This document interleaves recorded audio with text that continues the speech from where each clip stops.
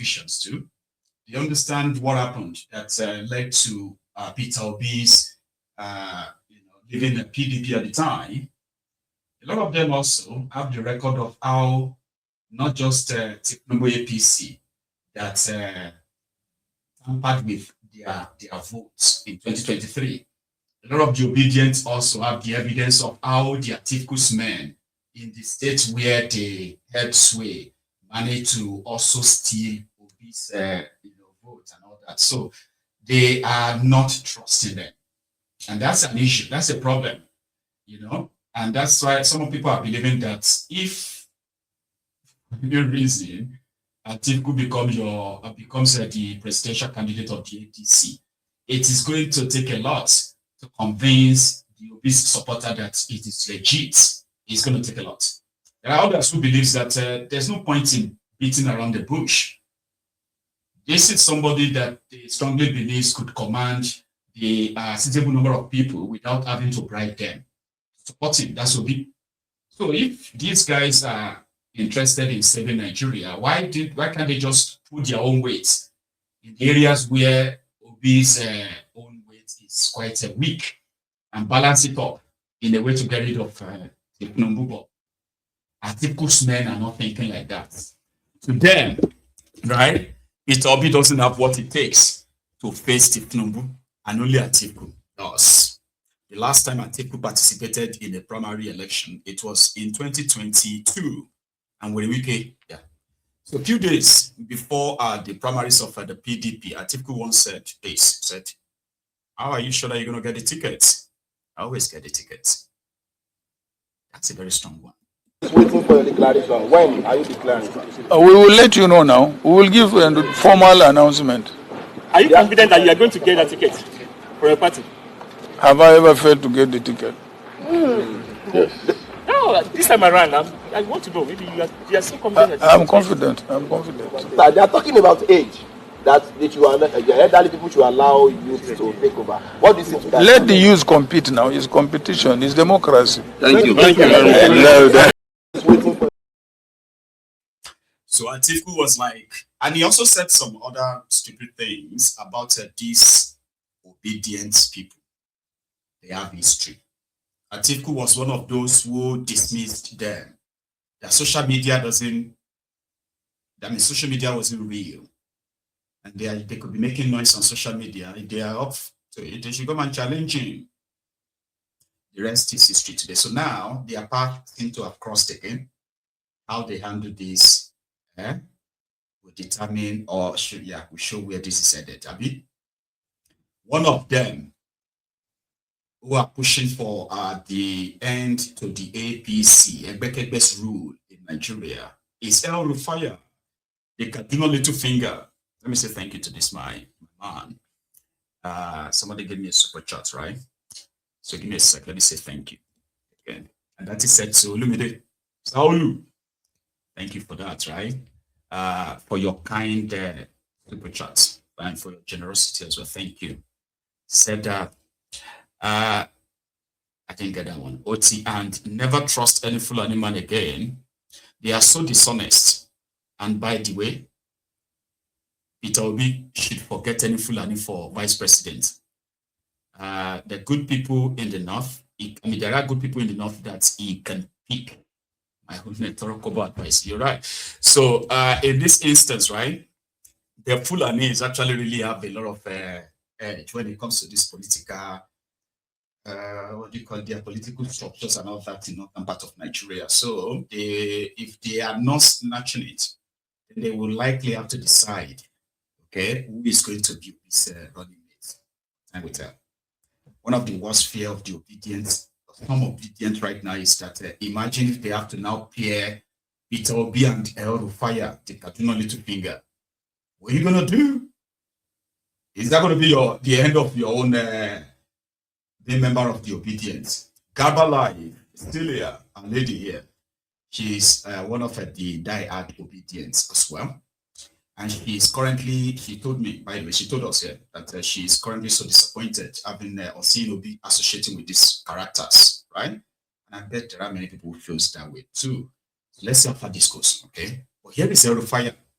talking about the state of Nigeria from Brussels, where he said he's currently like under the weather. So he was invited to this roundtable talk about Nigeria. Roundtable hosted by the Daily Trust in Nigeria. So he sent his own recorded sort of like speech to them to be played to the audience, I believe. But in that speech, El-Rufai, who has parted way, or purportedly to have parted ways with the APC, and also in bed with those who are going to end the APC rule in Nigeria. The irony, right? So El-Rufai believes that Nigerians are only enduring, and endurance is not progress. Endurance is not life. People are existing for just existence sake, but the only thing they have going for them is to say Nigeria is still a country, or Nigeria is still one country. But a lot needed to be done and changed. And yeah, in his speech, it's a long wind like that. Okay, so let's go listen. El-Rufai. Distinguished panelists, honored guests, colleagues, ladies and gentlemen. Let me begin by apologizing for my physical absence from this important dialogue. I was recently treated for a sudden bacterial and viral infection and remained under medical observation until midweek, which prevented my travel to Abuja yesterday. I therefore address you today from Brussels in Belgium before returning to Nigeria shortly, inshallah. I thank the Trust newspapers for the honor of inviting me to speak at this 23rd Daily Trust Dialogue. The theme, Nigeria's Fourth Republic, what is working and what is not, is timely not because the Republic is young, but because it is old enough to be judged honestly against the expectations that gave it birth. So let me begin by framing the question. Nigeria's Fourth Republic is now in its 27th year. It represents the longest uninterrupted stretch of civilian rule since independence in 1960. That fact alone matters. We have conducted multiple elections, transferred power between parties, sustained constitutional rule, and resisted the return of military governance despite insurgency, economic shocks, recessions, and a global pandemic. This endurance deserves recognition. It reflects not only the actions of politicians and institutions, but also the patience and democratic commitment of ordinary Nigerians. However, endurance is not the same as progress. Stability is not the same as prosperity. And elections alone do not equal good governance. The central question before us is this: has the Fourth Republic delivered security, justice, opportunity, and dignity to the majority of Nigerians? My short answer is this: it has delivered some gains, but it is failing in fundamental ways. I will therefore make 5 propositions. First, the Fourth Republic has recorded some real achievements. Second, it is democratic in form, but increasingly centralized and coercive in substance. Third, its failures are structural, not accidental. Fourth, the binding constraint is not democracy itself, but weak state capacity and poor leadership quality of political office holders. And fifth, unless these failures are addressed, public faith, especially among young Nigerians, will continue to erode with serious consequences for the survival of the Fourth Republic. So let me begin with what I think is working about this republic. Number 1, in my view, is civilian continuity. Since 1999, Nigeria has remained under civilian rule. Courts sit, legislatures function, governments change through election and not coups. In an African context, this is no small achievement. Military rule has largely lost legitimacy as a solution to Nigeria's problem. This alone is progress. Number 2, federal pluralism. Nigeria remains a federation, strained, imperfect, but still plural. Some state governments matter. Governors remain powerful political actors. Subnational governments deliver most education and healthcare services and employ the majority of public servants in Nigeria.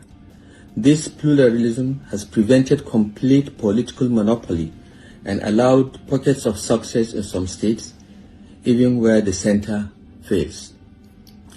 The third is political competition.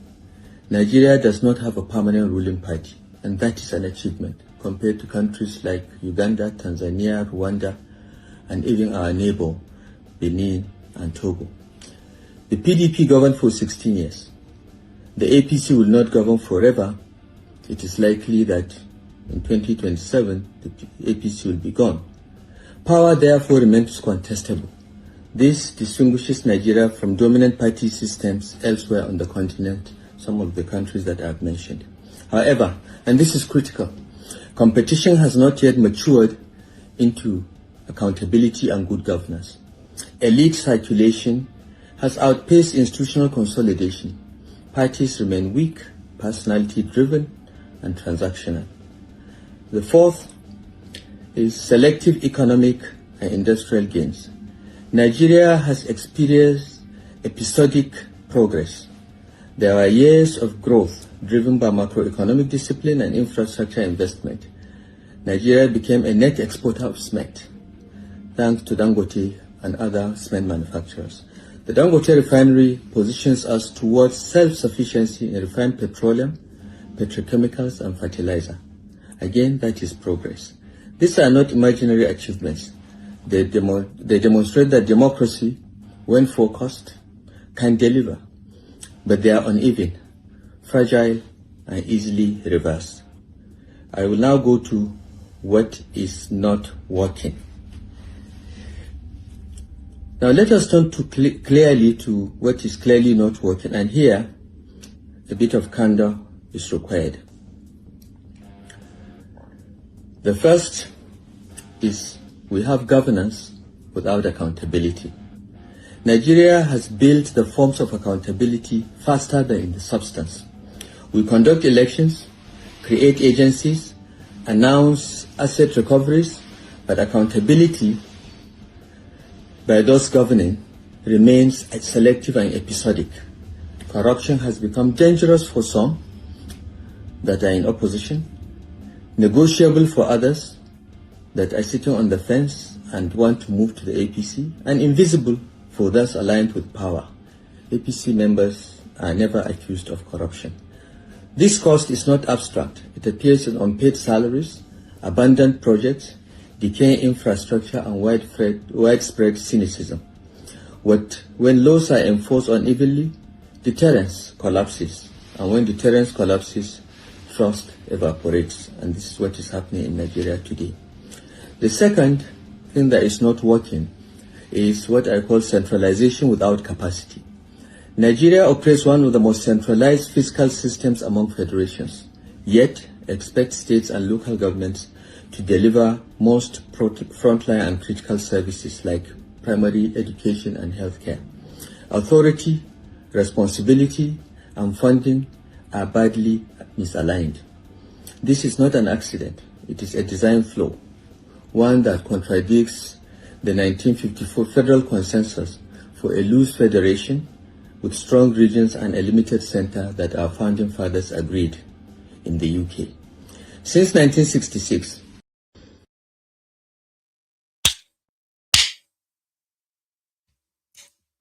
El-Rufai was appointed to deceive Nigerians in 2019 by the APC, Ebekebe, this madman. Prior to that, APC, Ebekebe, that campaigned on restructuring Nigeria, suddenly denied it. When they asked Bokwari about restructuring Nigeria, where all these differences, all these concerns will be addressed once and for all, Bokwari asked the journalists, what is restructuring?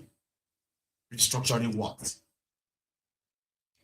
But when they wanted to package the second term, guess who they appointed as the chairman, APC, Ebekebe's Committee on Restructuring Nigeria, as part of the cooking, the lies they put together to rig Bokwari back in 2019. El-Rufai suddenly was interested in restructuring. They claimed that their committee was going all over the country to go and see something, but immediately after the election, boom, gone. There was no talk about restructuring anymore. Nigeria was tilting towards a pariah state under Buhari. Buhari divided Nigerians like never seen before. Even the civil war, the bloody genocidal war that Nigeria perpetrated on the Igbos, did not create this level of division that we are witnessing in Nigeria today under APC. I mean, I never really cared about so much about where anyone or everyone comes from. Or when I was growing up, I don't think our children will have the same luxury anymore. I mean, I was born 20 years after, no, hang on. I was born 14 years after the genocidal war. I'm talking about a country that just lost over 5 million people. Nigeria was not that divided than what APC have now created today. But the likes of El-Rufai, the Kaduna Little Fingers, they fueled it. While they were preparing to bring in the druggie, Kolu, they decided that the only winning formula was to go and open up that fourth line, religion. It was the one who sold the idea of a Muslim ticket to Tinubu. Tinubu would never do that, but a desperate man would do anything. He will never. I mean, he's a politician. He's known to be a politician. I mean, that kind of level, that level of a politician. He would never say they should go and do Muslim tickets. But he was desperate. El-Rufai told him that he did it in Kaduna. And people screamed, people shouted, they complained, but they did nothing. So he could do it. Now they took that to the mainstream, to the national, and started gaslighting anybody who rejected that Muslim ticket as those who are fanning the ember of a religious division in Nigeria. So they started gaslighting people who opposed the Muslim ticket. They said, "Oh, it's because you wanted to create a religious division. There is no difference between us. We are all the same, the blah, the blah." So today, they are boldly telling people that Peter Obi and the Obedient were the ones who promoted religious division. Same APC. Now he got burnt. El-Rufai got burnt. Tinubu used him and then disgraced him. His own comeback is now to tell us that for Nigeria to work better, we need to go back to that 1954 consensus arrangement, a losing center and a strong regions. Tinubu said he removed subsidy so that he could give more money to the states, which he did, right? He's been giving them allegedly more money. Well, it's actually not more money, to be honest. When Ogun State was collecting 4 billion naira, and the dollar was just 250, 300 naira to a dollar, right?